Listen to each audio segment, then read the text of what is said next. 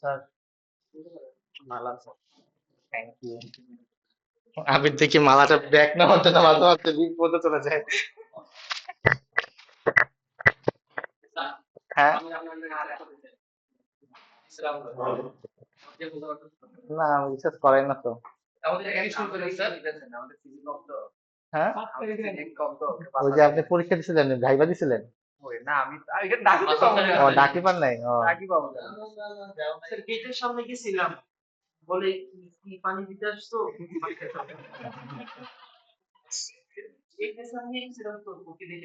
Doctor আজকে সেজে গুজে আসছেন কেন? ইটির প্রেজেন্টেশন? ইটিতে কি প্রেজেন্টেশন? কমিউনিকেশন করতে পারছেন কিভাবে সেটাই। ও আচ্ছা, আগে কমিউনিকেশন করতে হয় তারপর নেটওয়ার্কিং করতে হয়। ও আচ্ছা, হ্যাঁ মনে পড়ছে মনে পড়ছে। হ্যাঁ হ্যাঁ হ্যাঁ হ্যাঁ।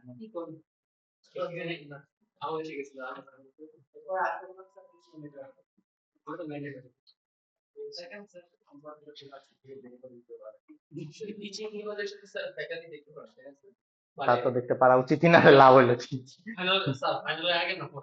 ফাইনাল রেজাল্ট পরে অ্যাপ্রুভ হবে তারপরে। চেহারা বলতে না না আসলে এটা কতদিন ধরে করছেন? এর আগেও করছে?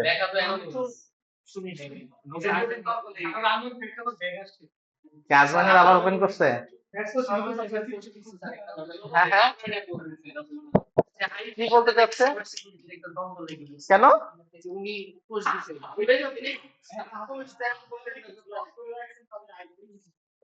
না না, এরকম কিছু না তো।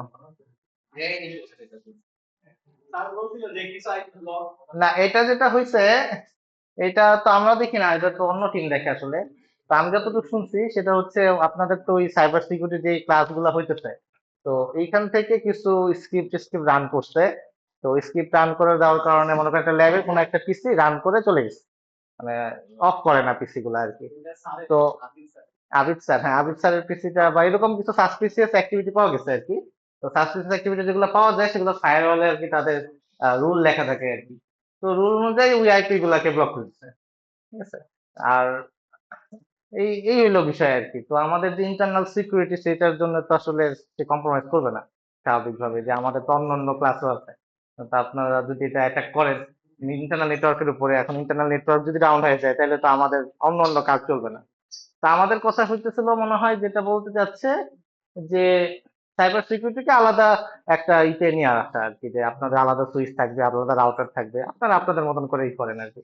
কিন্তু সেন্ট্রাল যেটা আছে, সেন্ট্রালে যদি কোনো কিছু ইম্প্যাক্ট পড়ে সেটা তো আসলে আমাদের জন্য সবার জন্য খারাপ হইতেই পারে কোনো একটা কিছু, তখন তো আমাদের পুরো সিস্টেমের উপরে ইম্প্যাক্টটা পড়লো। তো এটা ট্রেনিং এর জন্য আলাদা এনভায়রনমেন্ট ইউজ করা উচিত, এটা হয়তো বা বলতে চাচ্ছে আর কি। এই কারণে হয়তো বা কিছু একটা বলছে, আমি জানি না ঠিক এরকম কিছু হইতে পারে এরকম। না আমিও তাই মনে করি যে টেস্টিং এনভায়রনমেন্ট সেপারেট হওয়া উচিত, লাইভ এনভায়রনমেন্টে টেস্টিং করা উচিত না। হ্যাঁ, ভার্চুয়াল মেশিন দিলেও বেটার, যে কোনো ভাবেই করুক আর কি, কিন্তু হ্যাঁ হ্যাঁ। না এখানে অনেক রকমের রুল মনে হয় পরে লিখছে, আমি যতদূর জানি। আর ফ্রিতে স্যালারি দিতে ভালোই হতো।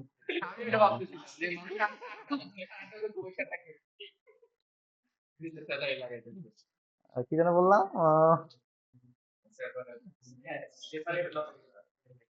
সেপারেট এনভায়রনমেন্ট রাখা উচিত আর কি আর কি।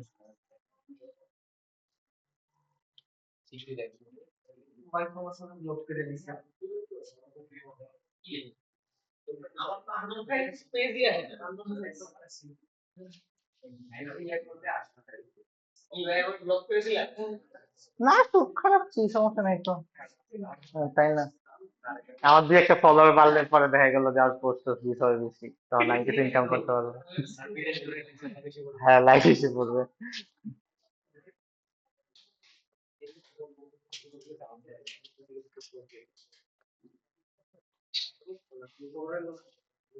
তো লাস্ট ক্লাসে মনে হয় আমরা কি দেখছিলাম?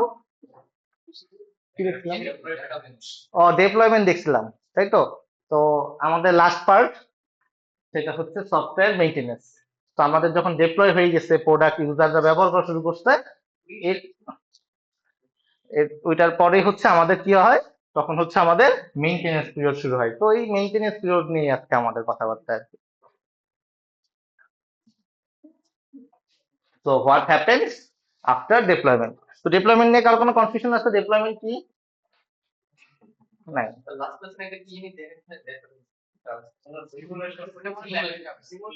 দেখি আজকে যদি চেক করতে পারি তাহলে দেখাবো, না নাইলে ল্যাবে দেখাবো না। আছে আছে, লুকানো আছে।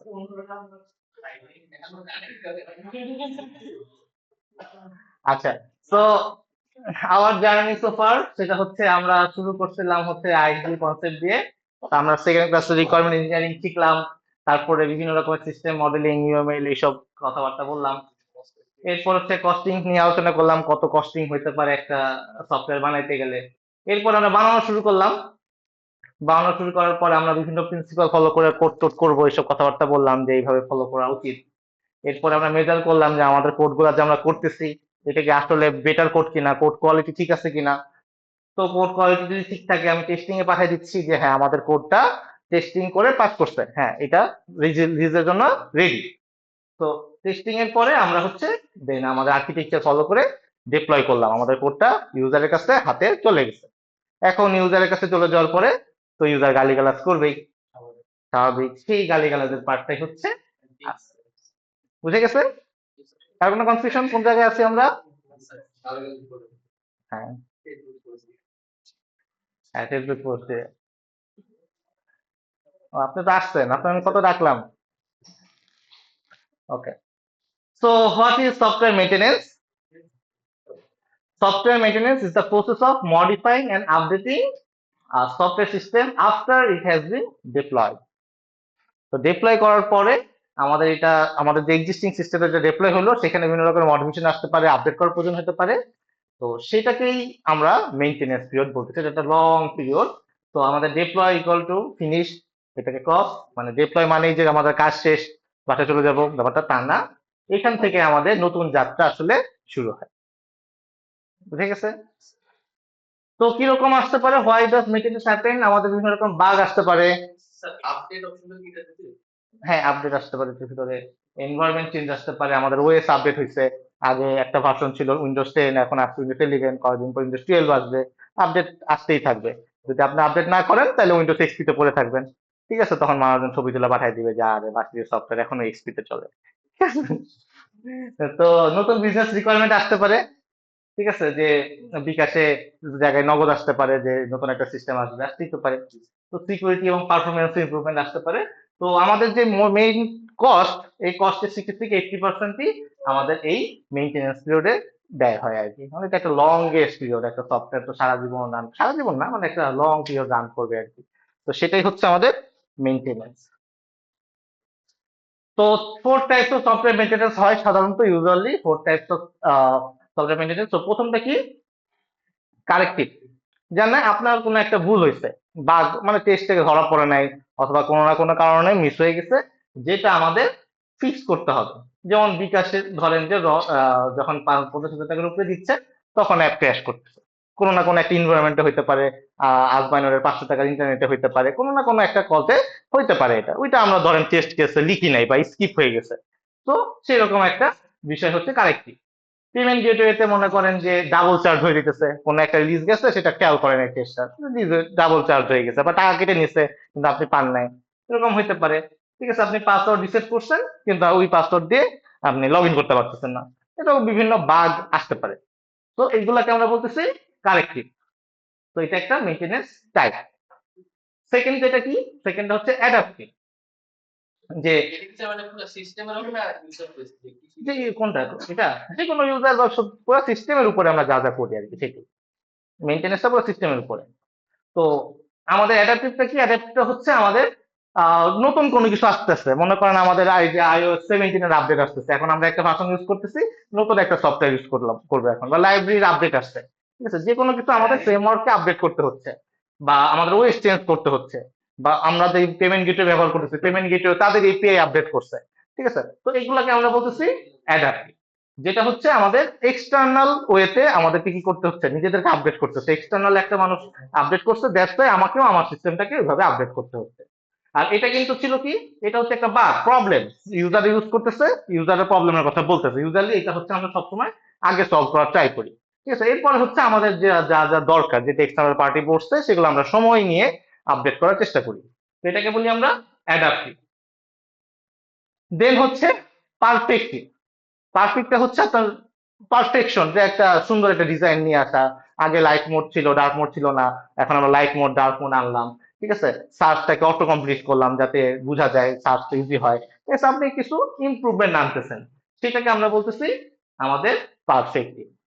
ঠিক আছে, যে নতুন কোনো ফিচার আনছেন বা কোনো কিছু আনলেন, ফিচার না মানে বেটার করলেন আর কি, ইউএক্সটা বেটার করলেন, সেটাকে আমরা বলি পারফেক্টিভ। লাস্ট ওয়ান হচ্ছে প্রিভেন্টিভ। প্রিভেন্টিভ হচ্ছে আপনার, মনে করেন যে কোনো একটা সিকিউরিটি প্রবলেম পাইছে, তো সেটাকে রাইট করা। পুরাতন একটা ভার্সনের কোড লিখছে, যে কোডটা খুবই বাজে, সেটা হচ্ছে প্রিভেন্টিভ। ঠিক আছে, তো এটা হচ্ছে আপনাদের ডে বাই ডে করতে, আপনি একটা কোড মেনটেনেন্স করতে গেছেন, দেখলেন যে এই কোডটা হইতেছে একটা বাজে কোড হয়ে গেছে, এটা মেনটেন করাটা লং রানে ডিফিকাল্ট হয়ে যাবে, তখন আপনি কোডটাকে রিরাইট করলেন।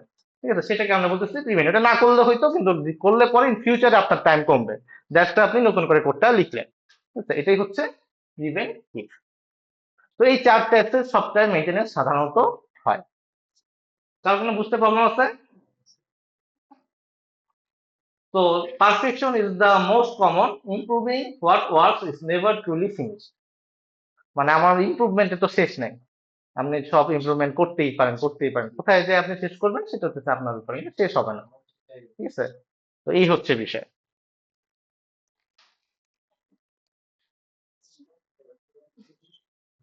এখন এই যে আপনাদেরকে বিভিন্ন রকমের মেইনটেনেন্সের অপশন আসতেছে, এখন আপনাকে বললেই আপনি চেঞ্জ করে দিবেন? একটা প্রপার ফ্লো মেনটেন করতে হবে। সেই ফ্লোটা কি? সেই ফ্লোর প্রথমটা হচ্ছে রিপোর্ট। তো ইউজার রিপোর্ট করতে পারে, অথবা কাস্টমার কেয়ার থেকে রিপোর্ট আসতে পারে, কোনো না কেউ এটাকে রিপোর্ট করবে যে আমাদের এই বাগটা আসছে বা আমাদের এইটাকে আপডেট করতে হবে। কেউ না কেউ একটা কি করবে, ইনিশিয়েট করবে যে আমরা এই কাজটা করতে চাই, করতে হবে। ঠিক আছে, একটা কিছু ইনিশিয়ালাইজ করলো, দেন কি করবে, দেন হচ্ছে আমাদের যে টিম লিডার, সে হচ্ছে এটাকে ইভালুয়েট করবে যে এই যে কাজটা আমার কাছে আসলো, এটা কি আসলে প্রায়োরিটি কতটুকু দিব, এটার ইম্প্যাক্ট কতটুকু, সেই জিনিসটাকে আমরা আগে ডিসাইড করবো।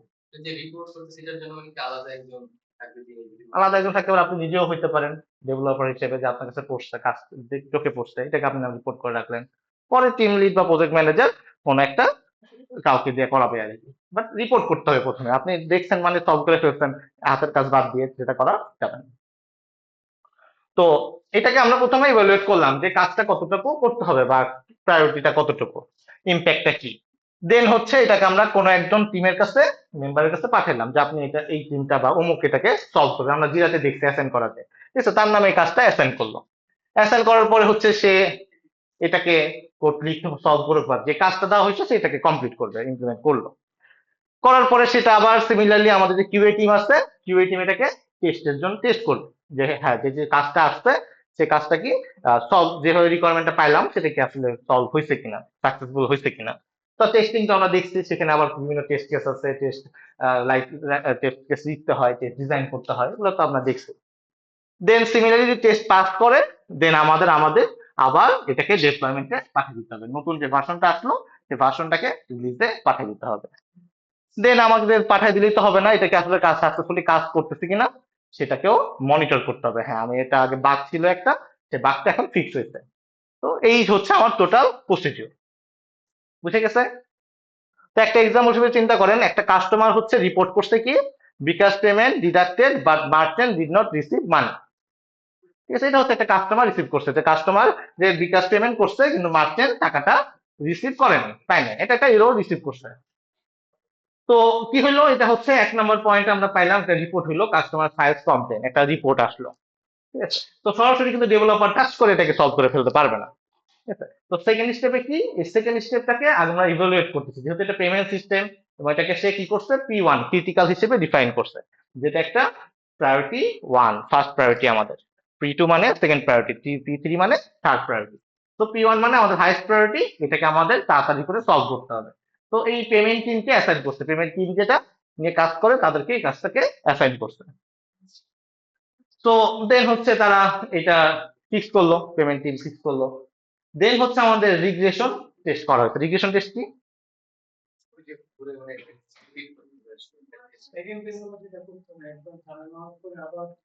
পুরা সিস্টেমটাকে আবার চেক করতে হয়, যত রকমের টেস্ট আছে সবকটাকে আবার টেস্ট করাকে আমরা বলি রিগ্রেশন টেস্ট। তো আমাদের শুধুমাত্র এটা যখন আমরা রিলিজ দিতেছি দেখা গেছে অন্য কোনো সিস্টেম যে ব্রেক করে নাই সেটাকে টেস্ট করে রিলিজ করতে হবে। তো আমাদের টেস্টিং কি পুরো জিনিসটাকে আগে টেস্ট করবে, টেস্ট করার পরে সে এটাকে মানে ডিপ্লয়মেন্টে পাঠিয়ে দিতেছে। ঠিক আছে, যেটা হচ্ছে ডিপ্লয়মেন্ট। তো তারপরে মনিটর করতেছি যে আমাদের এরর রেটটা কি কমছে কিনা, যদি এরর রেট কমে তাহলে তো শেষ, আর না হলে আবার ঘুরে দেখতে হবে। তো এখানে আপনি চেক করে নেবেন, এভালুয়েট করার সময় তো আপনি দেখবেন যে এটাকে অ্যাসাইন করার মতন কিনা। ঠিক আছে, তো এই হচ্ছে আমাদের ফুল প্রসিডিউর। তো এই 7টা স্টেপ ফলো করে আপনাকে যে কোনো চেঞ্জ রিকোয়েস্ট করতে হবে। তার কোনো কনফিউশন রিকোয়েস্ট নিয়ে?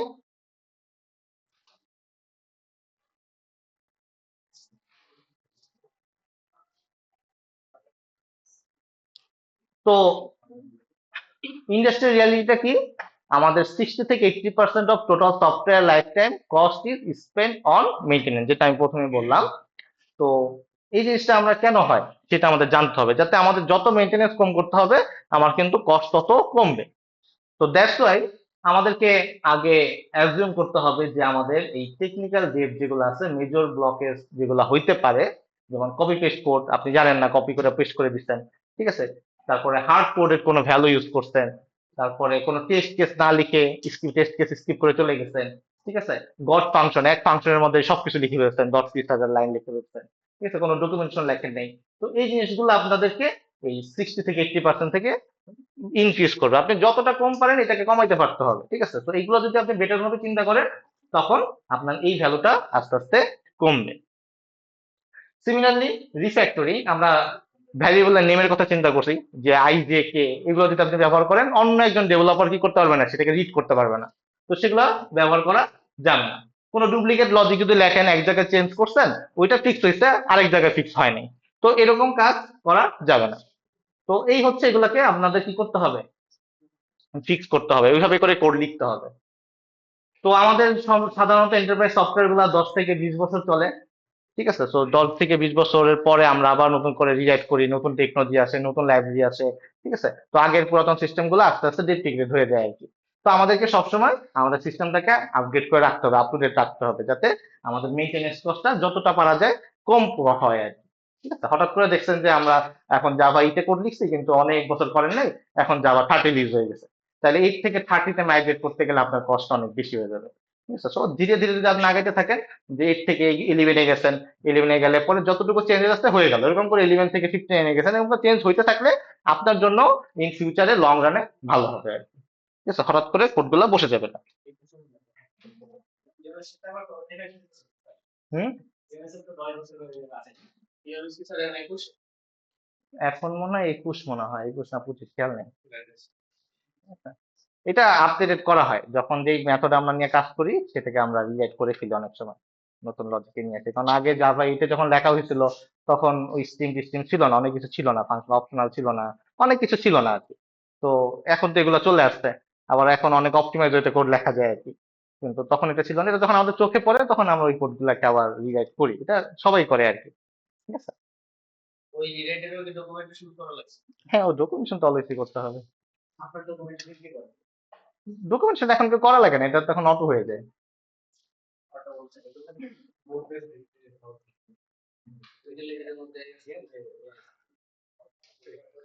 ওকে, technical debt, the hidden cost. Okay, technical ডেটটা কি?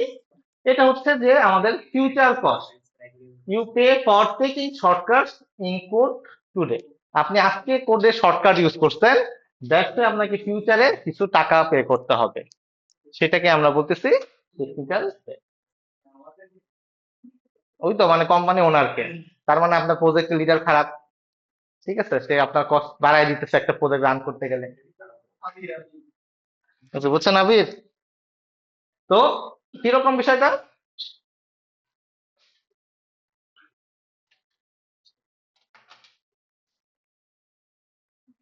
আপনাদের একটা ফ্রেশ কোড বেস, মনে করেন ফার্স্ট ইয়ারে এটা লো আছে, ঠিক আছে।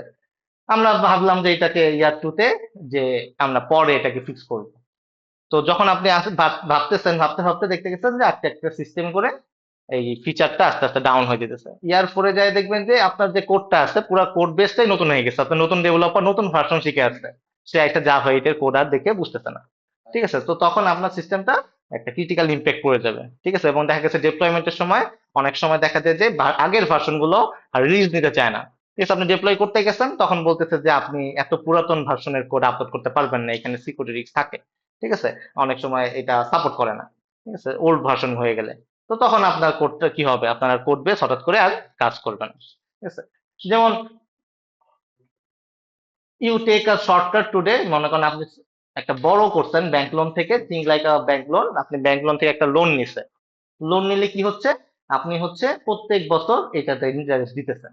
তো আপনি আস্তে আস্তে ইন্টারেস্ট দিতেছেন, ঠিক আছে। কিন্তু লং রানে কি হবে, আপনার কাছে যদি আপনি এটাকে সঠিক সময় পে না করতে থাকেন, আপনি কিন্তু তখন আর পে করতে পারবেন না, আপনি ব্যাংকরাপ্ট হয়ে যাবেন, ঠিক আছে। তো আপনাকে ধীরে ধীরে সবসময় কি করতে হবে, আপনাকে অলওয়েজ যখনই চোখে পড়বে তখনই হচ্ছে রিফ্যাক্টর করতে হবে, টেস্ট গুলো দেখতে হবে এবং কোড গুলো অলওয়েজ রিভিউ করতে হবে।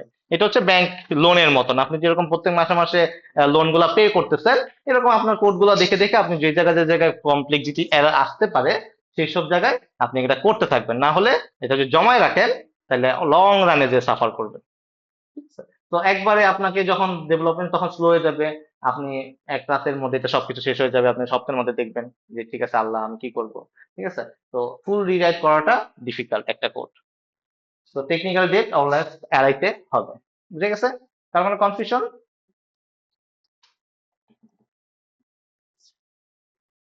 টার্মিনোলজি, এটা হচ্ছে আপনাদের যেসব টার্ম আসলে জানা উচিত সেটা। মনে করেন আপনাকে মেইনটেনেন্স পিরিয়ডে যায় আপনাকে একটা কিছু টার্ম বললো কিন্তু আপনি টার্মটার নাম বুঝে নিলেন, তাহলে তো আসলে লাভ হলো না, তাই না? হ্যাঁ, গুগল করবে। তো আপনাদের কিছু টার্ম যদি না জানেন তাহলে পরে এটা প্রবলেম। তো এটা কি বোঝায়, তো বাগ ফিক্স মানে হচ্ছে যে আপনাদের কোনো একটা প্রবলেম আছে, ঠিক আছে। সেই প্রবলেমটাকে আমরা যদি সলভ করি সেটাকে প্রবলেমটাকে বলি বাগ, আর যখন আমরা এটাকে সলভ করতেছি সেটাকে বলতেছি বাগ ফিক্স করা হয়েছে, ঠিক আছে। তো একটা প্রবলেমটাকে আমরা বাগ হিসেবে ডিফাইন করি যে একটা বাগ পাওয়া গেছে, এই বাগ কিন্তু আবার ওই যে ইয়ের বাগ না, মানে পোকামাকড় না আর কি, ঠিক আছে। So, এটা হচ্ছে আমাদের সফটওয়্যারের বাগ। আইকনটা যদিও পোকামাকড়, ঠিক আছে। বাঘের ধারণাটা কি পোকা থেকে আসছিল? হ্যাঁ, পোকা থেকে আসে। কোডের মধ্যে একটা থাকে ভালো লাগে না, ওরকম আর কি, যে কেমন। Yes, এটাই হচ্ছে বাগ। ওকে, হট ফিক্স হচ্ছে একটা এমার্জেন্সি ফিক্স। যেমন আমাদের পেমেন্ট সিস্টেম ডাউন হয়ে গেছে, এখন আপনার এত প্রসেস ফলো করতে গেলে তখন কি হবে, তখন তো আপনার মানে অনেক লেট হয়ে যাবে, আপনি টাকা পয়সা ইম্প্যাক্ট করতেছে, বিজনেস ইম্প্যাক্ট কোনোভাবেই ফেলানো যাবে না। তো আপনি এটাকে কি করবেন, তাড়াতাড়ি করে সলভ করার চেষ্টা করবেন। তো সেটাকে আমরা বলতেছি এটাকে হট ফিক্স করতে হবে, বুঝে গেছে, যে হট ফিক্স ইমপ্লিমেন্ট করা হচ্ছে। ওকে, রোল ব্যাক।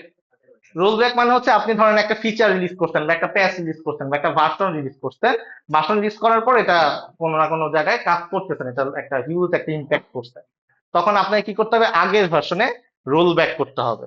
তো সেটাকে আমরা বলতেছি রিভার্ট করা, যে আগের ভার্সনে ফেরত চলে যাওয়া, সেটাকে আমরা বলি রোল ব্যাক, বুঝে গেছে। মনে করেন কোনো একটা প্রবলেম হয়েছে, এই ভার্সনে রিলিজ করার পরে সব ডাউন হয়ে গেছে, ঠিক আছে, তখন হ্যাঁ নতুন ভার্সনে, তখন আপনি আগের ভার্সনে ফেরত যাবেন, এই যে ফেরত আসতেছেন এটাকে আমরা বলতেছি রোল ব্যাক। তো এটা কি বুঝে গেছে, রিঅ্যাক্টিভ সাকসেস। ওকে, দেন হচ্ছে প্যাচ। প্যাচ বলতে বলে মেজর বলে মাইনর বলে, আমরা ভার্সন দেখি যে 2.3.1, ঠিক আছে। লাস্টে যেটা 2.3.1, এই 0.1 হচ্ছে প্যাচ, এটা একটা ছোট ফিক্সেস থাকে সাধারণত, অল্প কিছু একটা কোড বা কোনো একটা ইমপ্রুভমেন্ট, কোনো একটা সিকিউরিটি রিলিজ, ঠিক আছে, অল্প কিছু কোড হচ্ছে এই প্যাচ, এটাকে বলে যে স্মল আপডেট, ঠিক আছে, অল্প কিছু আপডেট। আবার অনেক সময় বলে মাইনর আপডেট, মাইনর আপডেট মানে হচ্ছে যে 2.3.1, তো 2.4.1, যখন আমরা 2.4.1 বলবো সেটাকে আমরা বলবো মাইনর আপডেট। মাইনর আপডেট মানে আর একটু বেশি আপডেট থাকে, ঠিক আছে, অনেকগুলা ফিক্সেস এখানে আসতে পারে, কিছু ইমপ্রুভমেন্টও থাকতে পারে, ঠিক আছে। আর যখন আমরা এই যে 6.4.1, 6.4.1 এর জায়গায় বলবো 7.4.1, তখন এটা হয়ে যাবে হচ্ছে মেজর আপডেট, যে অনেক বড় কিছু আপডেট আসতেছে, ঠিক আছে, অনেক বড় অনেক নতুন ফিচার আসতে পারে, নতুন কিছু ফিক্সেস আসতে পারে, ঠিক আছে। তো এটাকে আমরা বলতেছি লাস্টেরটা হচ্ছে প্যাচ, তারপরে হচ্ছে মাইনর, তারপর হচ্ছে মেজর। তো এই হচ্ছে ভার্সনিং, বুঝে গেছে? তার মানে কনফিউশন এখন দেখলে বুঝতে পারবেন কোনটা প্যাচ, কোনটা ভার্সন, মাইনর, মেজর। আপডেট বা রিলিজ, এটা তো বুঝেনি যে নতুন একটা ভার্সন রিলিজ হইতেছে বা আপডেট হতেছে, সেটাকে আমরা রিলিজ বলি, যে নতুন একটা ভার্সন রিলিজ হইতেছে। মাইগ্রেশন, নতুন একটা সিস্টেমে মাইগ্রেট হওয়া। আগে মনে করেন আমি মাইস্কুয়েল ইউজ করতাম ডেটাবেস, এখন আমি ইউজ করব মঙ্গোডিবি ইউজ করব। ঠিক আছে, তো মাইস্কুয়েল থেকে মঙ্গোডিবিতে যাচ্ছি, এটাকে আমরা বলতেছি এই যে ডেটাবেসটাকে তো আমার কি করতে হবে, ট্রান্সফার করতে হবে, মুভ করতে হবে নতুন ডেটাবেসে, এটাকে আমরা বলি মাইগ্রেট করা। ঠিক আছে, তো ডেটাবেসের জন্য না, যে কোনো কোনো কিছুই আমাদের মাইগ্রেট করার প্রয়োজন হতে পারে। আগে আমি এডব্লিউএস ব্যবহার করতেছি, এখন আমি গুগল ব্যবহার, জিসিপি ব্যবহার করব। ঠিক আছে, তো এই যে আমি আইডব্লিউএস থেকে জিসিপি তে যাচ্ছি, আমি মাইগ্রেট করতেছি, এডব্লিউএস থেকে জিসিপি তে মাইগ্রেট করতেছি। তো বলে গেছে এতটুকু। তারপরে confusion, second part. Last part, enhancement. Enhancement মানে হচ্ছে আমরা নতুন কোনো ফাংশনালিটিসকে অ্যাড করাকে বোঝাই, যে আমাদের একটা নতুন ফিচার আসতেছে। ঠিক আছে, সেটাকে আমরা বলি এনহ্যান্সমেন্ট হচ্ছে। রিফ্যাক্টরিং, রিফ্যাক্টরিং হচ্ছে একটা এক্সিস্টিং কোড, এই কোডটাকে নতুন করে লেখা। আমার কাছে দেখে মনে হইতেছে যে একটা গড ফাংশন, এই ফাংশনের মধ্যে অনেক কিছু আছে, এটাকে আমরা নতুন করে লিখে অপটিমাইজ করতে চাচ্ছি, এটাকে আমরা বলতেছি রিফ্যাক্টরিং। বুঝে গেছে? ডেপ্রিকেশন, ডেপ্রিকেশন হচ্ছে যেগুলো আউটডেটেড হয়ে যায়, আমাদের কোডটা মনে করেন এই কোডটা আমরা ইউজ করতে চাচ্ছি না, সেই কোডটাকে বলি ডেপ্রিকেটেড কোড। ঠিক আছে, যেমন এই পিসিটাও অনেক ওল্ড হয়ে গেছে, আমাদের যে ওই রুমের পিসি, ওগুলো হচ্ছে ডেপ্রিকেটেড পিসি। ঠিক আছে, যেগুলো আমাদের আর ইউজ করার মতো না, সেগুলো হচ্ছে ডেপ্রিকেটেড। ঠিক আছে, যেগুলো আমরা ইন ফিউচারে বাদ দিয়ে দিতে চাই, বাদ দেওয়ার আগে, বাদ দেই নেই এখনো, কিন্তু বাদ দিয়ে দিব। ঠিক আছে, তো ওই আগের স্টেজটাই হচ্ছে ডেপ্রিকেটেড। তো এই হচ্ছে আমাদের কিছু টার্ম যেগুলো আপনাদের প্রয়োজন হইতে পারে। আর কোনো কনফিউশন এই টার্মগুলো নিয়ে?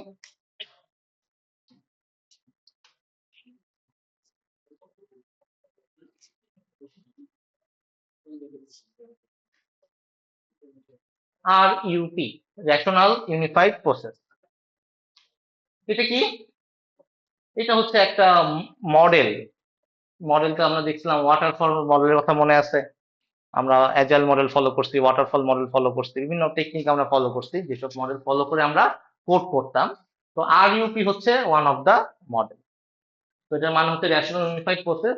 এটা দেখলে বুঝতে পারবেন একটা এক্সাম্পল দিয়ে, যে ধরেন আপনি একটা হসপিটাল ম্যানেজমেন্ট সিস্টেম বানাতে যাচ্ছেন। তো এই সিস্টেমটা বানাইতে গেলে তখন কি করতে হবে আপনাকে, সবার প্রথমে ইনসেপশন, মানে আপনাকে স্কোপ ডিফাইন করতে হবে, যে আমি এই কাজটা করতে চাই, একই রকমই টেকনিক, এই কাজটা আমি করতে যাচ্ছি। এরপরে আপনাকে ডিজাইন করতে হবে, তারপরে আপনি জিনিসটা তৈরি করবেন, এবং তারপরে আপনি এটাকে রিলিজ করবেন। তো এই যে চারটা অপশন, চারটা ওয়ে, এইটাকে আমরা বলতেছি আর ইউপি। ঠিক আছে, তো এখন আমরা 7টা ফলো করি, আগে এটা কম ছিল আর কি।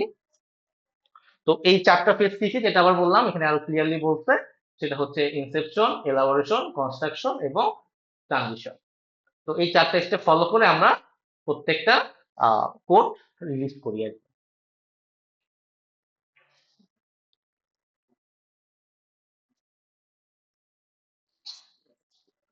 তো অ্যাজাইল কি ছিল? অ্যাজাইল ছিল হচ্ছে আমাদের একটা স্প্রিন্ট, যে আমরা 1 থেকে 4 সপ্তাহের মধ্যে একটা স্প্রিন্ট ডিফাইন করতাম, যে 1 থেকে 4 সপ্তাহে আমরা এই কাজগুলা করব। তো এইখানে হচ্ছে আমরা ডিফাইন করতাম, যাতে আমরা প্রত্যেকটা আহ, কি বলে কাজ এই স্প্রিন্টের মধ্যে বা কোন স্প্রিন্টের মধ্যে করবো, এটা ডিফাইন করা আগে থেকে থাকতো, এবং এটা কন্টিনিউয়াস প্রসেস, প্রত্যেক সপ্তাহে আমরা এটা নিয়ে কথা বলতাম, কথা বলে বলে পরের সপ্তাহের কাজগুলাকে ফিক্স করে ফেলতাম, বা এটাকে হচ্ছে আমরা ব্যাকলগে রেখে দিতাম যেগুলো হয় না। তো এইটা হচ্ছে অ্যাজাইল প্রসেস ছিল। তো তাহলে আমাদের দুইটার মধ্যে ওয়াটারফল একটা ছিল। তো ওয়াটারফলটা কি? ওয়াটারফল হচ্ছে requirement, system design, implementation, testing, deployment, maintenance. এটা হচ্ছে একটা সিকোয়েন্সিয়াল পার্ট, যেটাতে হচ্ছে আমাকে সবসময় এই ফরম্যাটেই আগাইতে হবে। স্প্রিন্টের ক্ষেত্রে কি? স্প্রিন্ট হচ্ছে আমি প্রত্যেক সপ্তাহে নতুন নতুন রিকোয়ারমেন্ট নিয়ে কাজ করতেছি, কিন্তু ওয়াটারফল মডেল হচ্ছে আমাদের প্রথমে রিকোয়ারমেন্ট নিব, তারপর ডিজাইন করব, এভাবে করে কন্টিনিউয়াসলি মেইনটেনেন্স পর্যন্ত যাবে। তো মাঝখানে কিন্তু কোনো আর পার্ট নাই। ঠিক আছে, একদম সিকোয়েন্সিয়ালি সবকটা যাবে, শুরু থেকে শেষ পর্যন্ত কোনো লুপ নাই। আর হচ্ছে স্প্রিন্ট হচ্ছে কি? স্প্রিন্ট হচ্ছে আমি প্রত্যেক সপ্তাহে নতুন নতুন করে রিকোয়ারমেন্ট নিয়ে বা কাজ পেলাম, কাজ পেয়ে এটা নিয়ে কাজ করলাম, ঠিক আছে। কিন্তু এটার ক্ষেত্রে ওয়াটারফল মডেল ফলো করলে রিকোয়ারমেন্ট ফিক্স এবং আমি এটা নিয়েই কাজ করতেছি, রিকোয়ারমেন্ট চেঞ্জ হওয়ার কোনো সুযোগ আর নাই। তো তাহলে পার্থক্যটা কি? এখানে তিনটার পার্থক্য দেওয়া আছে, যে ওয়াটারফল, আরইউপি আর অ্যাজাইল।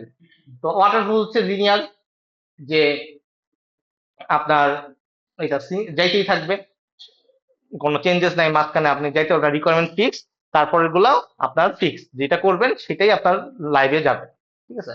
আর আরইউপিটা কি? আরইউপিটা হচ্ছে আপনাদের, এটা হচ্ছে ফর্মাল প্রসেস মেনটেন করে অনেকটা, যে কোনো কোনো জায়গায় আপনার যদি চেঞ্জেস করতে হয় তারা সেই জিনিসটা চেঞ্জ করাটা অ্যালাউ করে। আর অ্যাজাইলটা কি? অ্যাজাইলটা পুরোপুরি ফ্লেক্সিবল। ফ্লেক্সিবল হচ্ছে আপনি প্রত্যেক সপ্তাহে চাইলে পরে নতুন নতুন রিকোয়ারমেন্ট অ্যাডজাস্ট করতে পারেন, ঠিক আছে। তো এখনকার মডার্ন যে টেকনিক গুলা, সেটা হচ্ছে অ্যাজাইল অ্যাপ্রোচটা ফলো করে। আর ওয়াটারফলটা ফলো করে হচ্ছে বিভিন্ন সরকারি সিস্টেম, ধরেন যেগুলোতে আমরা প্রথমে রিকোয়ারমেন্ট নিয়ে নেই এবং পরে আর রিকোয়ারমেন্ট চেঞ্জ করা যায় না, ওই রিকোয়ারমেন্ট যেটা নিয়ে আসছি সেটাই আমরা ফলো করতে থাকি। আর আরইউপি হচ্ছে আমরা সাধারণত যেগুলা ইআরপি রিলেটেড জিনিস আমরা ব্যবহার করি, যে একটা বড় একটা সিস্টেম যেটাকে আমরা চাইলেই অনেক বড় একটা ফিচার একটা রিলিজ করতে পারবো না, বা এটাকে ধাপে ধাপে আমাদের আগায় যেতে হবে, আর্কিটেকচারটা ডিফাইন, যে এটাকে চাইলেই একদম ভেঙে নতুন করে গড়া সম্ভব না, সেই সব ক্ষেত্রে আমরা আরইউপি ব্যবহার করি। আর অ্যাজাইল হচ্ছে আমাদের যে কোনো সিস্টেমে ব্যবহার করতে পারি, যে যখন যে রিকোয়ারমেন্ট প্রয়োজন তখন আমরা জাস্ট ওই স্প্রিন্টে ওই রিকোয়ারমেন্ট অ্যাড করে দিব, তাহলে এই পদ্ধতিটা হয়ে যাবে। আরওপি হচ্ছে যেখানে traditional ACP, Oracle ERP, ERP, বড় বড় ইআরপি সিস্টেম গুলা, যে তারা তখন ট্রেডিশনাল ইতে যায় না।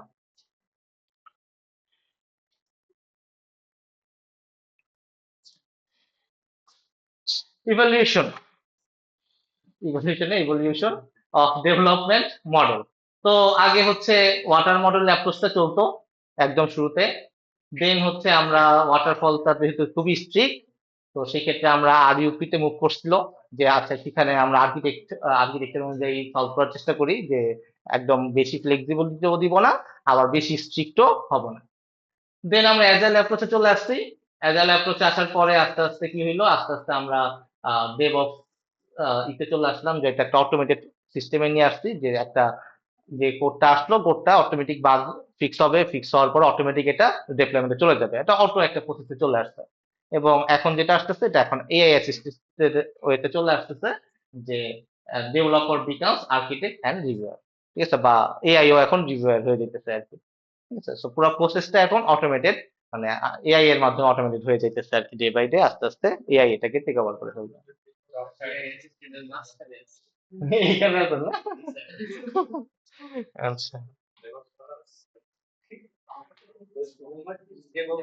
তো এই ছিল হচ্ছে আমাদের এসডিএলসি ফুল লাইফ সার্কেল। আমাদের মনে আছে কিনা, আমরা পুরো রিকোয়ারমেন্ট থেকে শুরু করছিলাম, ঠিক আছে, তারপর ডিজাইন করলাম, ইমপ্লিমেন্টেশন করলাম, টেস্টিং করলাম, ডিপ্লয়মেন্ট করলাম, এখন আমরা মেইনটেনেন্সে আছি।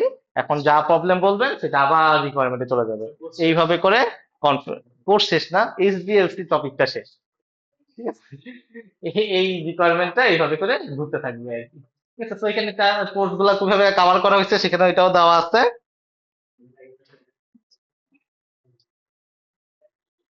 আর হচ্ছে আমাদের দুইটা পার্ট ছিল, আমরা বলছি সফটওয়্যার ইঞ্জিনিয়ারিং, আরেকটা হচ্ছে সফটওয়্যার ডিজাইন। তো সফটওয়্যার ডিজাইন পার্টটা আমরা এখানে কভার করছি, যে রিকোয়ারমেন্ট অ্যানালাইসিস করা, ফিজিবিলিটি স্টাডি করা, বিভিন্ন ডায়াগ্রাম ড্র করা, এগুলো হচ্ছে আমরা পার্টটা এখানে কভার করে দেন আমরা এটাকে ডিপ্লয়মেন্টে পাঠাইছি, যে প্রথমে ইউআই ইউএক্স ডিজাইন করছি, আপনাদের মনে আছে কিনা, তারপরে আমরা কোডিং করছি, কোডিং কি করতেছেন আসলে, তারপরে আমরা টেস্টিং করব, কিউএ করব, ডিপ্লয় করে দেন এটাকে মেইনটেনেন্সে পাঠিয়ে দেবো, এইভাবে করে কন্টিনিউয়াসলি ঘুরতে থাকবে, ঠিক আছে। তো প্রত্যেকটা টপিক কিন্তু একটা আরেকটার সাথে কানেক্টেড। তো আমরা শুরু করছিলাম এই স্টেজ থেকে, আমরা এই স্টেজ পর্যন্ত আজকে চলে আসছি, বুঝে গেছে? কার কোনো কনফিউশন? ওকে, তো ফাইনাল মেসেজ কি? Software engineering is not about just writing code, শুধু কোড লেখাটাই আমাদের সফটওয়্যার ইঞ্জিনিয়ারিং না। আমরা তো কি করবে, আব্দুল্লাহ যখন একটা কিছু লিখতে হবে, আব্দুল্লাহ টাচ করে একটা আইডি ওপেন করে কোড লিখে ফেলবে, বাট এটা সফটওয়্যার ইঞ্জিনিয়ারিং না। তো এটা কি তাহলে? এইটা হচ্ছে সলভিং প্রবলেম সিস্টেমেটিক্যালি, আপনাকে সিস্টেমেটিক্যালি একটা প্রবলেমকে সলভ করতে হবে, আপনাকে বুঝতে হবে, ডিজাইন করতে হবে, বিল্ড করতে হবে, টেস্ট করতে হবে এবং মেনটেন করতে হবে, তাহলে আপনি ইঞ্জিনিয়ার হইতে পারবেন। So good engineer think before they code. কি জিহাদ, আপনি কি থিঙ্ক করেন কোড করার আগে? আপনার হাতে মনে হয় দুইটা বেলুন দেখলাম, কেন? আপনারা নাইমের হাতে দুইটা নাকি তিনটা? ছয়টা, কিন্তু অন্যদের হাতে দেখলাম মনে হয় চারটা বা এরকম, আপনাদের হাতে দুইটা। ও আচ্ছা, তো আমি তো মনে করলাম যে কি ব্যাপার, আপনাদের হাতে কম কেন? ও, আচ্ছা। তো এই হচ্ছে আমাদের ফাইনাল মেসেজ, যে software design and software engineering. তাই তো মানে শেষের পর তো ওনার কিছু নাই, এই জন্যই আপনাদের কি এত বেশি প্রবলেম সলভ করতে পারছেন? ও, তো আমাদের মেইন টপিক এখানেই শেষ। ঠিক আছে, সফটওয়্যার ইঞ্জিনিয়ারিং এবং এসডিএলসি নিয়ে আমাদের আর কোনো টপিক নাই। আমরা এরপর একটু হাবিজাবি কথাবার্তা বলবো আর কি পরে ক্লাসে। কার কোনো প্রবলেম আছে, কোশ্চেন আছে আমাদের পুরা জার্নিটা নিয়ে? হ্যাঁ ধুর, এটা কি এর মধ্যে কি পড়ে?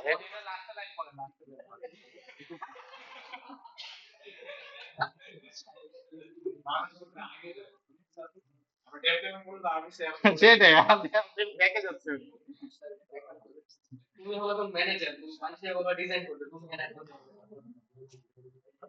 তো কার কোনো কনফিউশন এই পর্যন্ত আমাদের আজকে স্টেজ পর্যন্ত? ওকে, তো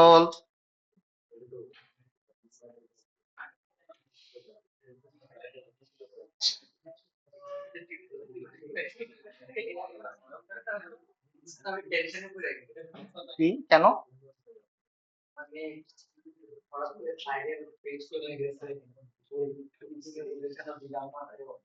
স্লাইডের না, প্রেসেন্টেশন দেখা যায় না, না আজকে এটা দেখাবো না এই কারণে আর কি, এটা কমানো।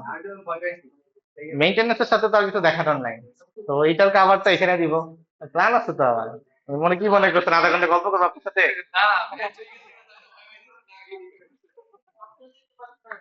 হ্যাঁ, না না, ছি ছি, কি যে বলেন। আপনি কি কমেন্ট করছেন আমাকে? আল্লাহ, করেন নাই? আজকে করবেন? না বুঝবো কেন, অনেকে কমেন্ট করে না এটা স্টাইল কোনটা, দেখে লিখে দিয়ে স্মাইল। আচ্ছা, বাংলায় লিখবে। এখন তো দেখবেন।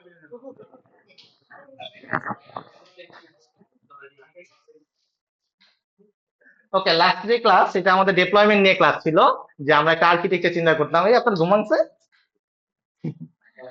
আবির ঘুম থেকে উঠছে, আবির চিন্তা করতেছে কি বলে এত কথাবার্তা, জিটে পোস্ট করতেছে, ডেপ্লয় হয়ে যেতেছে, এটার কারণে এত কথা বলছে।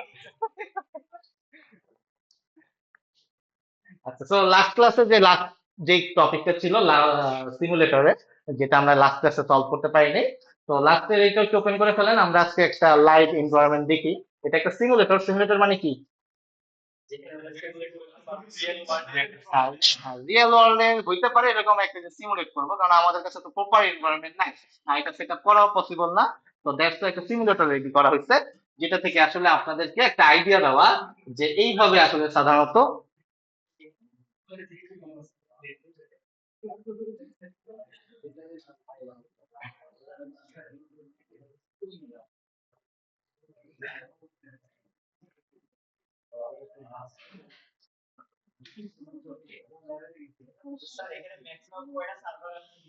এরকম কোনো লজিক লেখা নেই।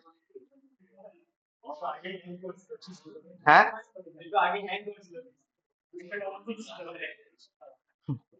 আচ্ছা, তো এটা হচ্ছে আমাদের একটা প্লেগ্রাউন্ড যেটা বোঝায় সেটা হচ্ছে খেলাধুলার জায়গা।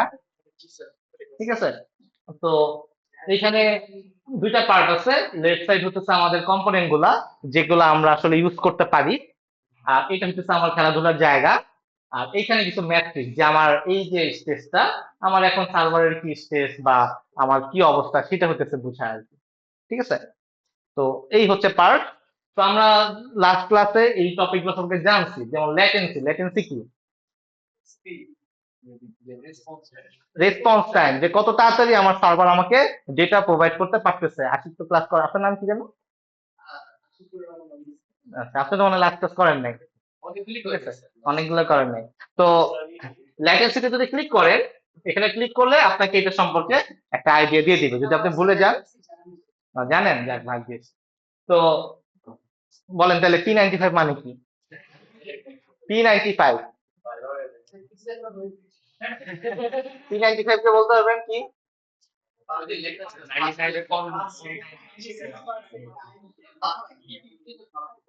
যত পিএম তত কম হবে তত বেটার।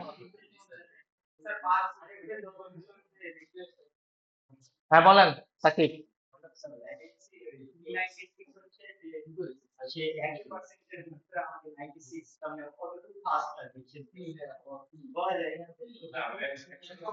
এই বলেন, দেখে বলতেছেন? আচ্ছা আমি বলি, আপনি ভুলে গেছেন। P99 বা 95 মানে হচ্ছে, আমার যদি 100টা রিকোয়েস্ট আমি সার্ভারকে পাঠাই, সে এই 95 ভাগ, 95 বার বললেন 5 MPS, সরি কি বললো তা ওটা, 5 ms মাইক্রো সেকেন্ডে রিপ্লাই পাঠাইছে, ধরেন 5 সেকেন্ডে রিপ্লাই পাঠাইছে। তো এভারেজে কি হয়, এভারেজে মনে করেন যে আমরা 100টা যদি পাঠাই, 100টার মধ্যে এভারেজ করি যে একটা রিকোয়েস্টে 1 সেকেন্ড লাগছে, সেকেন্ড রিকোয়েস্টে 5 সেকেন্ড লাগছে, এইটা করে আমরা এভারেজ করি। কিন্তু P95 কি, P95 আমরা বলি যে 100টা রিকোয়েস্টের মধ্যে 95 বার সে আহ, এই ভ্যালুটা পাইছে, এটাকে আমরা বলি। তো P95, মনে করেন যে P95 হচ্ছে 5 মিলি সেকেন্ড, তার মানে হচ্ছে 100 বারের মধ্যে 95 বার সে 5 মিলি সেকেন্ডে রেসপন্স করছে, ঠিক আছে। তো এটা কিন্তু এভারেজ না। তো P96 মানে কি, 96 বার 5 মিলি সেকেন্ডের মধ্যে রিপ্লাই করছে, 5 সেকেন্ড মিলি সেকেন্ড হোক যেটাই হোক, মানে ভ্যালুটার ই করতেছে। P95 মানে হচ্ছে 95 বার, P90 মানে 90 বারের এই রেসপন্সটা পাঠিয়েছে,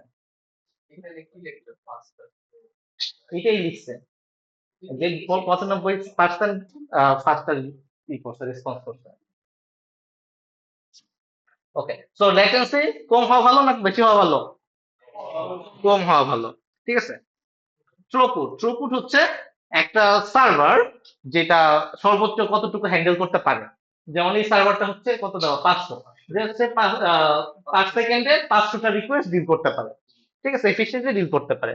তো থ্রুপুট যত বাড়বে আপনার সার্ভার তত আহ, ই হয়ে যাবে আর কি, ওভারলোডেড হয়ে যাবে, বুঝে গেছে। এরর রেট যত কম তত ভালো।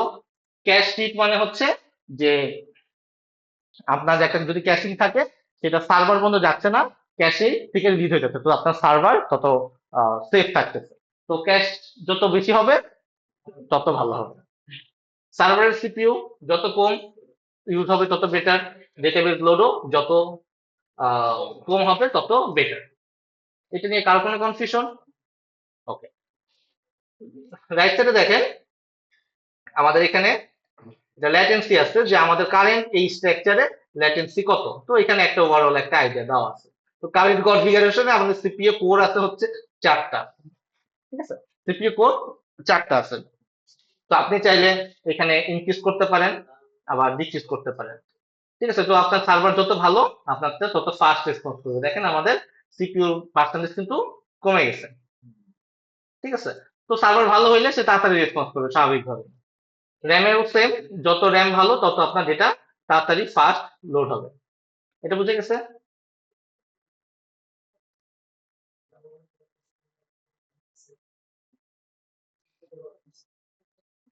তো এখানে মাইনাস প্লাস দেওয়া আছে, যদি ইনক্রিজ করতে পারবেন। এখানে হচ্ছে ইউজারের সংখ্যা, যে আমার এই সার্ভারটা কতটুকু ইউজার ডিল করতেছে।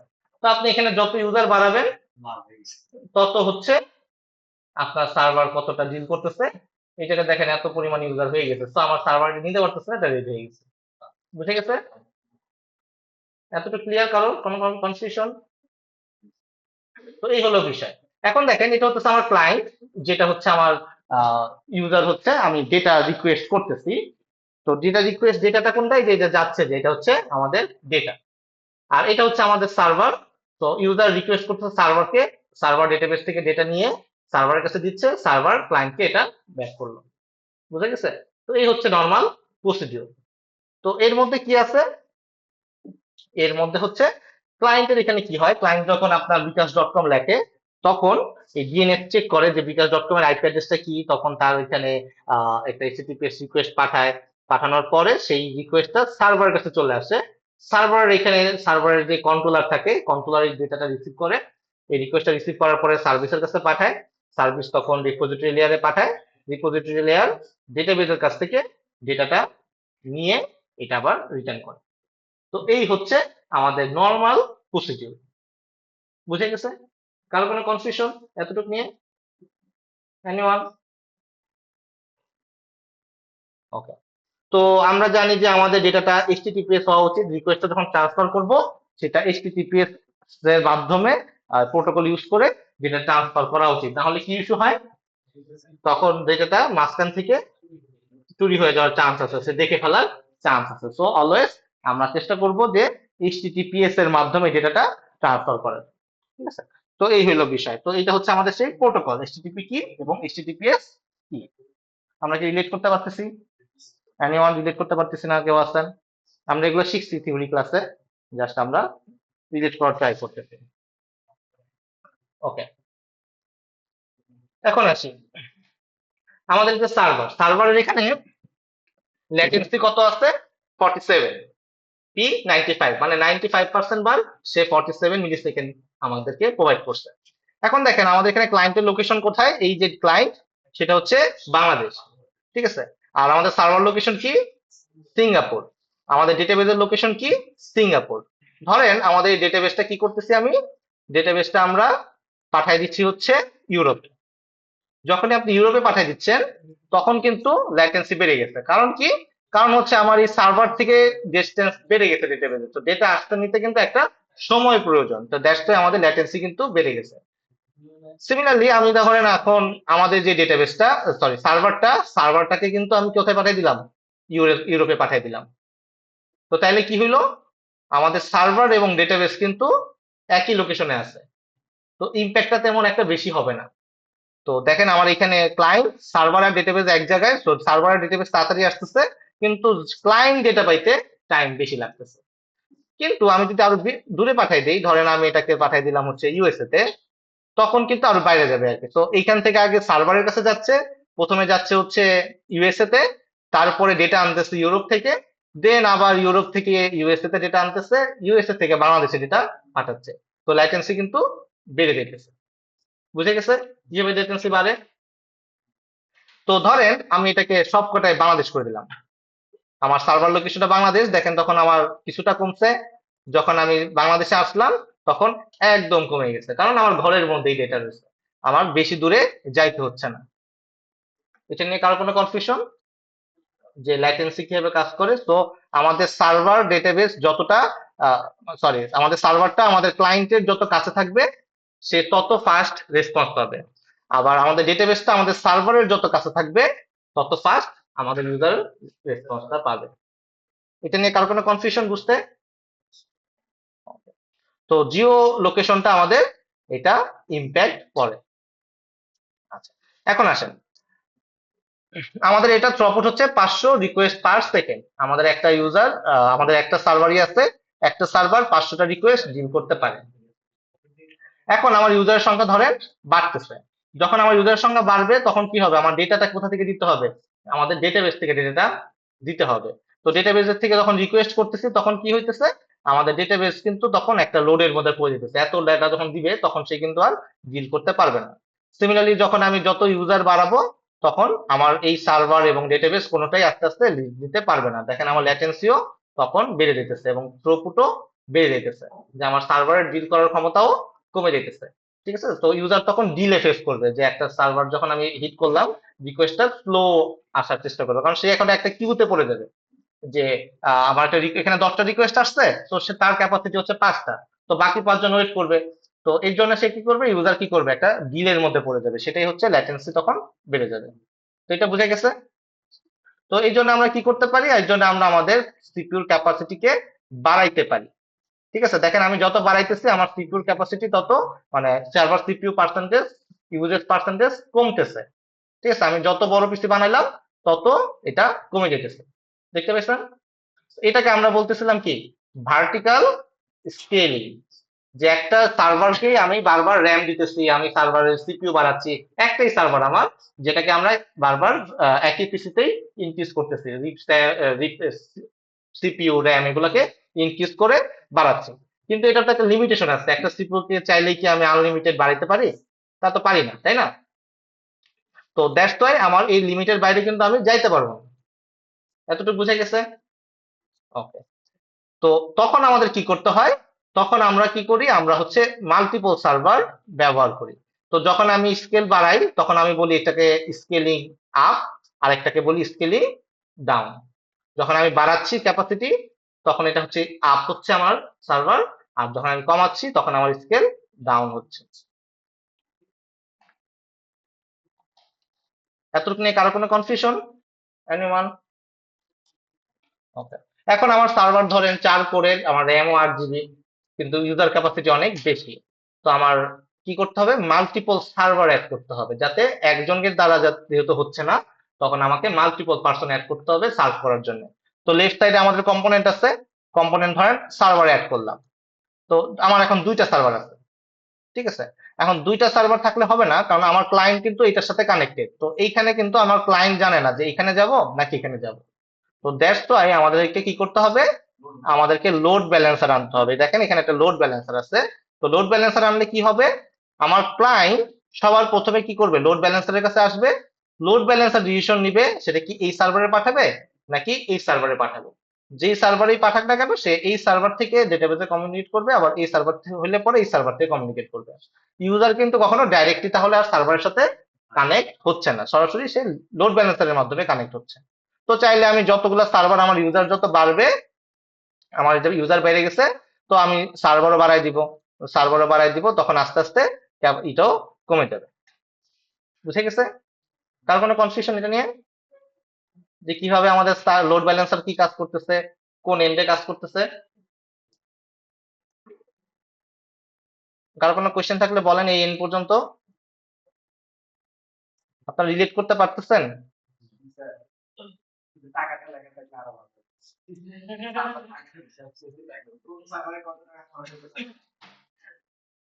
ওকে। তো আমরা আসি এখন ডেটাবেজ। ওকে, ডেটাবেজ এন্ডটা কিন্তু আমাদের এখন রেড হয়ে আছে, ঠিক আছে? তো আমাদের ডেটাবেজও কিছু আহ, কাজ করতে হবে। তো ডেটাবেজে যদি প্রেশার কমাইতে চাই আমাদেরকে ক্যাশ ইউজ করতে হয়। ক্যাশ হচ্ছে রেডিস।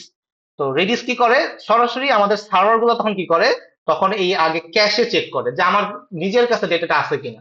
আমি নিজে ধরেন একটা ফাইল মেনটেন করতেছি, এই নিজের কাছে ফাইলটা আছে কিনা, যদি নিজের কাছে থাকে আমি সরাসরি এখান থেকেই ডেটাটা সার্ভ করে ফেলি। কিন্তু যদি রেজিস্টার ডেটা না থাকে তখন আমি কি করতেছি? তখন আমি ডেটাবেজে যাচ্ছি।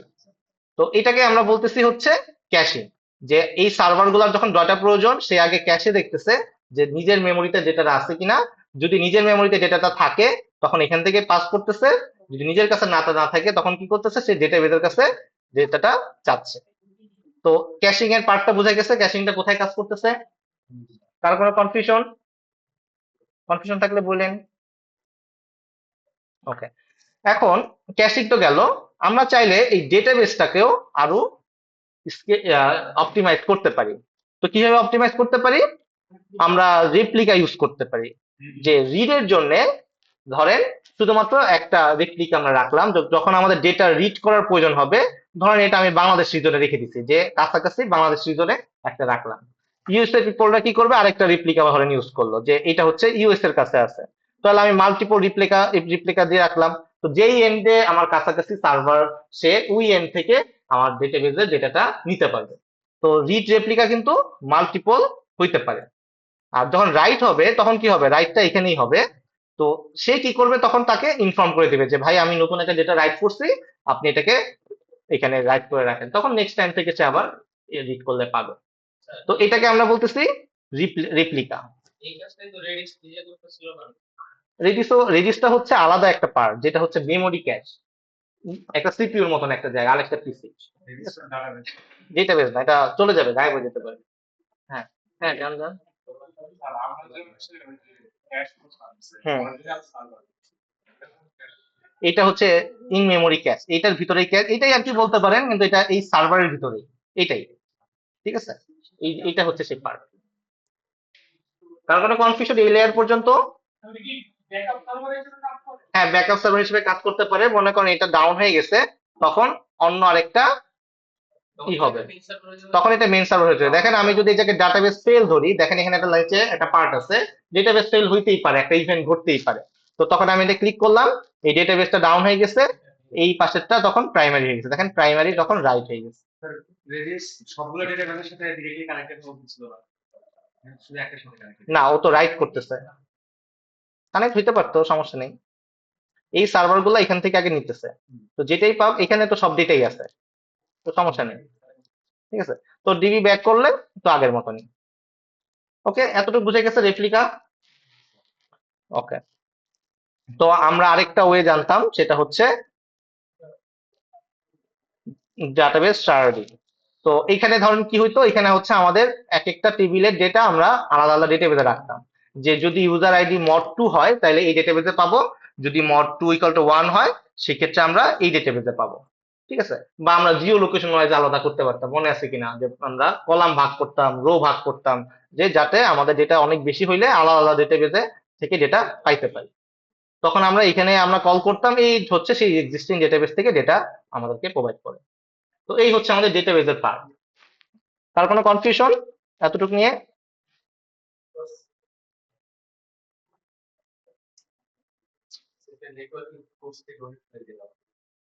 না, এটা তো নেটওয়ার্কিং কোর্সের সাথে যায় না। ওকে, এখন আসি হচ্ছে আমাদের ইসে,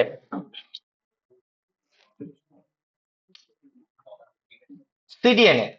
তো সিডিএনটা কি? সিডিএন হচ্ছে, আমাদের মনে আছে কিনা, এটা হচ্ছে একটা স্ট্যাটিক কন্টেন্ট সার্ভ করে।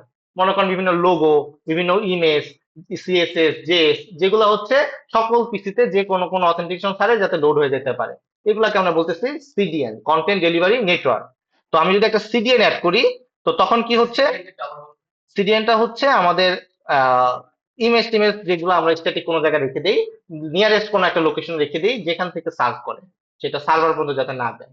তো ধরেন একটা ইমেজ এখানেই আছে, এখান থেকেই আমার ক্লায়েন্টের কাছে সার্ভ করে দিতেছে, তো তখন সে কিন্তু আর আমার লোড ব্যালেন্সার সার্ভার পর্যন্ত আসেও নাই। তো এই সিডিএনটা হচ্ছে এই লেয়ারে কাজ করে।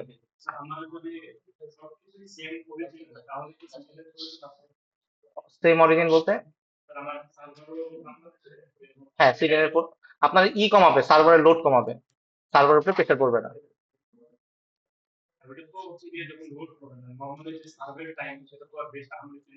না, ই চেঞ্জ হবে, কারণ সিডিএন ফাস্টার আপনার সার্ভার থেকে। ঠিক আছে, আর সিডিএন হচ্ছে আপনার ব্যান্ডউইথ কষ্ট কমাবে আপনার সার্ভারের।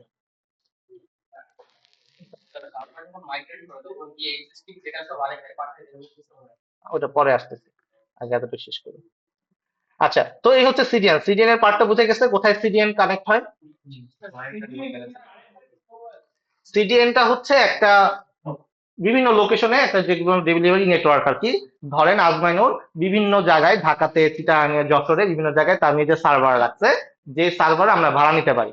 তো আপনারা মনে করেন ওয়েবসাইটটা বিভিন্ন লোকেশন থেকে সার্ভ করে, ইউজার আসতে পারে, সিডিএন সবকিছুতেই থাকে। তো যখন আজমাইনুল, আমরা তখন আজমাইনুল থেকে সার্ভিস নিব যে আমার কন্টেন্টটা আপনি যশোর সব জায়গায় লিখে দেন। তো সে কি করবে, যশোরে একটা কপি রাখবে, চিটাগাং একটা কপি রাখবে, ঢাকা একটা কপি রাখবে। তো চিটাগাং এর ইউজার ডেটা পাবে কোথা থেকে, চিটাগাং এর সার্ভার থেকে, তার সিডিএন থেকে ডেটা পাবে। তো আপনার মেইন সার্ভারটা ধরেন সিলেটে রয়েছে, সে কিন্তু চিটাগাং এর ইউজার কিন্তু সিলেট পর্যন্ত আসার প্রয়োজন নেই, সে কিন্তু চট্টগ্রাম থেকে ডেটা পেয়ে গেল, তাড়াতাড়ি ডেটাটা পাইলো। এটাই হচ্ছে CDN. Static content, image, video load হতে টাইম লাগে না, তো সেগুলা বিভিন্ন লোকেশনে রেখে দেওয়া। হ্যাঁ, এটাই ক্যাশ সার্ভার, সিডিএনটাই ক্যাশ। তো এটা হচ্ছে সিডিএন। কার কোনো কনফিউশন সিডিএন নিয়ে? ওকে, তো অনেক সময় আমাদের লক করার প্রয়োজন হয়। তো বিভিন্ন সার্ভার এবং ডেটাবেসে যদি লক করা হয়, তখন তারা কি হয়, সার্ভার থেকে লক সার্ভারে আলাদাভাবে ডেটা পাঠায়। আবার অনেক সময় আমাদের নোটিফিকেশন পাঠানোর প্রয়োজন হয় বিভিন্ন জায়গায়, তো তখন আমাদের সার্ভারগুলো কি করে, তখন এই নোটিফিকেশন সার্ভার আলাদাভাবে কল করে। ঠিক আছে, তো এইগুলো অপশনাল জিনিস। কিন্তু এখন যেটা প্রবলেম সেটা হচ্ছে, আমাদের বিভিন্ন প্রবলেম হইতেই পারে। একটা ধরেন আজমাইনুর তাদের সাইবার সিকিউরিটি সেন্টার থেকে ডিডোস অ্যাটাক করছে, ঠিক আছে। তো ডিডোস অ্যাটাক করলে কি হবে, আমাদের সব কয়টা সার্ভার এর মধ্যে অ্যাটাক করবে। তো তখন আমার কি করতে হবে, আমার কোনো ভ্যালিডেশন নেই, যে কোনো রিকোয়েস্টই আমি একসেপ্ট করতেছি। তো দ্যাটস ওয়াই আমাদের প্রত্যেকটা রিকোয়েস্ট কি করা উচিত, আমাদের ভ্যালিডেট করতে হবে। তো ভ্যালিডেট করার জন্য আমার কি করতে হবে, আগে আমাকে ক্লাউড ফ্লেয়ার বা ওয়েব অ্যাপ্লিকেশন ফায়ারওয়াল ইউজ করতে হবে। তো প্রত্যেকটা রিকোয়েস্ট আমার কাছে আসার আগে আমার ফায়ারওয়ালে আসবে, ফায়ারওয়ালে চেক করবে যে এই ডেটাবেস মানে এই রিকোয়েস্টটা কি ভ্যালিড কিনা। যদি ভ্যালিড হয় তখনই আমার নেটওয়ার্কে পাস করবে এবং তারপরে আমার এনভায়রনমেন্টে আসবে, আদারওয়াইজ এখান থেকেই ক্যান্সেল হয়ে যাবে। বুঝে গেছে? তো এইভাবে হচ্ছে আমরা ফায়ারওয়াল এই লেয়ারে এই জায়গাটায় কাজ করে। তো এই হইলো আমাদের স্ট্রাকচার, যে ক্লায়েন্ট প্রথমে ফায়ারওয়াল থেকে রিকোয়েস্টটাকে ভ্যালিডেট করলো, দেন যেটা সিডিএন এর মাধ্যমে যদি থাকে সিডিএন এর কাছে থাকলে সার্ভ করবে, যদি না থাকে আমাদের লোড ব্যালেন্সারের কাছে পাঠাবে, লোড ব্যালেন্সার যে কোনো একটা সার্ভারের কাছে রিকোয়েস্টটা পাঠাবে, দেন হচ্ছে সেটা যদি ক্যাশ থেকে সার্ভ করা পসিবল ক্যাশ থেকে সার্ভ করবে, অথবা ডেটাবেস থেকে সার্ভ করবে, এবং ডেটাবেসে যদি শার্ডিং করা থাকে বা রেপ্লিকা করা থাকে সেইভাবে ডেটাটা সার্ভ হবে। সিডিএন এর কাছে যাচ্ছে, কিছু না কিছু তো পাস হইতেছেই, সব তো আর যায় না। ঠিক আছে, হ্যাঁ যায়, করতেই পারে। ঠিক আছে, তো প্রত্যেকটার সাথে আমাদের এখানে টপিকের নামের সাথে ডিটেলসে ক্লিক করলে এখানে আপনি প্রত্যেকটা লেয়ার সম্পর্কে আইডিয়া পাবেন, যে এই লেয়ারের কাজটাকে যদি ভুলে যান তখন এই লেয়ারটা সম্পর্কে একটা আইডিয়া আপনাকে দিয়ে দিবে। ঠিক আছে, তো প্রত্যেকটা লেয়ারের সাথে আপনাদেরকে এখানে ডিটেলস একটা অপশন আছে, যে ডিটেলস থেকে এই আইডিয়াটা পাবেন, যে এটার মানে কি, আইপি হ্যাশিং মানে কি, বা এখানে যদি লোড ব্যালেন্সের কথা চিন্তা করেন, লোড ব্যালেন্সারে ক্লিক করলেও এই জায়গায় যেমন round robin technique, algorithm, list connection, IP hashing, কি কি টেকনিক ফলো করে এটা রিকোয়েস্ট গুলো ডিল করে সেই সম্পর্কে এখানে আইডিয়া দেওয়া আছে। তো এটা নিয়ে যদি আপনারা ঘাটাঘাটি করেন তাহলে মোটামুটি একটা আইডিয়া পাবেন আর কি। তো এই হচ্ছে আমাদের টোটাল যে সিস্টেম ডিজাইন, আমরা যে আর্কিটেকচার শিখলাম, এই আর্কিটেকচারটা রিয়েল লাইফে যদি আপনি সিমুলেট করতে চান, ডিপ্লয় করতে চান, তো এইভাবে হচ্ছে ডিপ্লয় করতে পারেন। বুঝে গেছে? এটা বেশিক্ষণ না, এক রাত মনে হয় লাগছে। না বেশ, এটা ধাপে ধাপে করা হয়েছে, পুরাটা তো এক প্রান্তে করা উচিত না, এটা তো করা উচিত না। এটা তো HTML, just HTML, Java script, এর মধ্যে আর কি ইউজ করবো? হ্যাঁ, ও এআই কোনটা ইউজ করছি? অনেকগুলা, এটা ক্লডে আছে। আমি সাধারণত যেটা যদি ইউজ করি সেটা হচ্ছে ক্লডে, কোপাইলট, আরেকটা হচ্ছে কোপলা পাইলট, আরেকটা কি যেন, ইয়ে গুগলের জন্য কি, জেমিনি, জেমিনি প্রো, ওইটা, আর হচ্ছে কোডেক্স মনে হয় মাঝে মাঝে ব্যবহার করি। ঠিক আছে, এই চারটা সাধারণত ইউজ করি আর কি।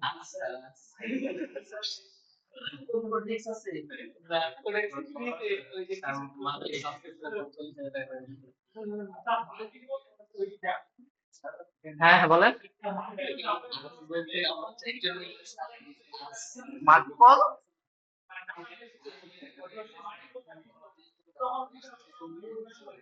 হ্যাঁ করতে পারেন ডেটাবেসের ক্ষেত্রে। ডেটাবেসের সাথে লোড ব্যালেন্সার ইউজ করা হয় না, রেপ্লিকা ব্যবহার করা হয়। তো রেপ্লিকাটাই লোড ব্যালেন্সারের মতন কাজ করে।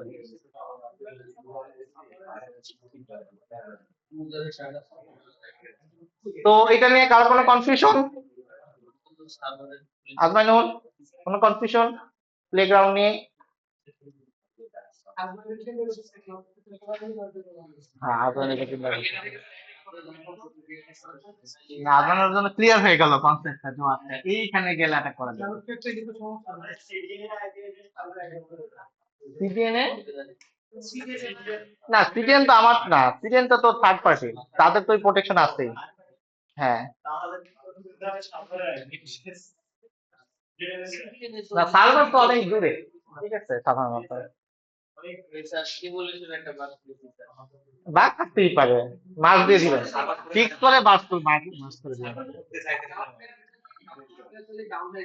হ্যাঁ হ্যাঁ, ক্লাসটা ডাউন হয়ে গেলে সব ডাউন হয়ে যাবে। হ্যাঁ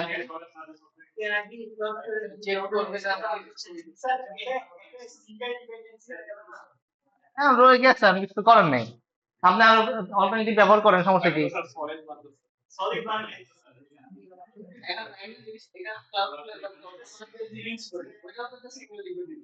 না আপনি মাল্টিপল রাখবেন, আপনার যখন অ্যালার্ট আসতেছে ডাউন হয়ে গেছে ক্লাসে, তখন আপনি এটা চেঞ্জ করে আপনার অন্যটাতে ট্রান্সফার করে দিবেন।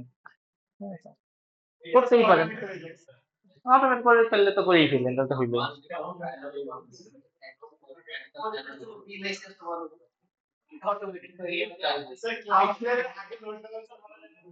এটা তো ক্লাস এর কাছেই আছে, ওটাই আমি কেন লোড ব্যালেন্সার রাখবো?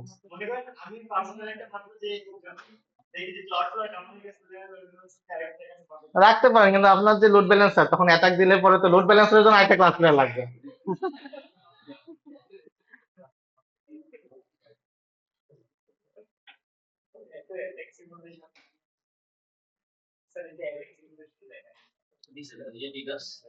এই যে অ্যাটাক সিমুলেশনটা আছে, ট্রাফিক স্পাইক হইতে পারে। তো ট্রাফিক স্পাইক হইলে আপনি দেখতে পারবেন, ডিডোস ফেল হইলে, সার্ভার ফেল হইলে। তো ধরেন সার্ভার ফেল হয়েছে, তখন কি করবে? তখন এই সার্ভার কাছে যাবে না, তখন শুধুমাত্র এই সার্ভার ডিল করবে। এই সার্ভারটা ওভারলোডেড দেখাবে। এইটাই তো। ঠিক আছে, আবার সার্ভার ব্যাক করলে এই সার্ভার আবার অন হয়ে যাবে। একসাথে সব দেওয়া যায় না? ভালো তো তাইলে।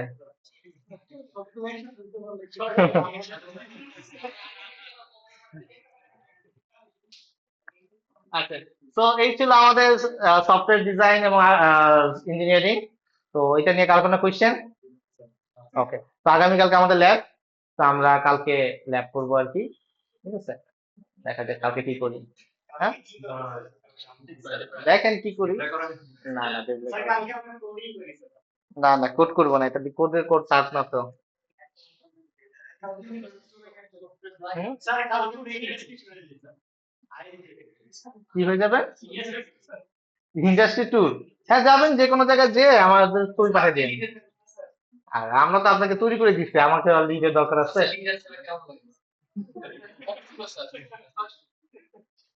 আচ্ছা, ওকে, ঠিক আছে সবাইকে, থ্যাংক ইউ, কালকে দেখা হবে।